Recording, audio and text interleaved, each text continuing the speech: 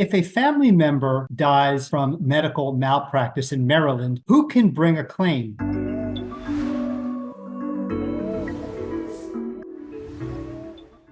Hi, everyone. I'm Frank Spector. I'm a medical malpractice lawyer in Maryland. And this question comes up a lot. And I wanted to provide some information, helpful information about who can bring a claim in what we call a wrongful death case. So wrongful death is when a family member dies because of a medical mistake. And the question arises in Maryland, well, who can bring a claim? So in a wrongful death case, there's actually two cases. The first case is the case brought by the estate of the person who died. Just because the person died doesn't mean their case died. And that case is brought by the personal representative, and I'll be doing later videos to talk about what that means, that brings the case on behalf of the estate for that person's damages and pain and suffering from the time that negligence was committed upon them until they died. But there's a second case. And in Maryland, that second case is brought by just a certain type of blood relative. And we call those wrongful death beneficiaries. Now, every state is different.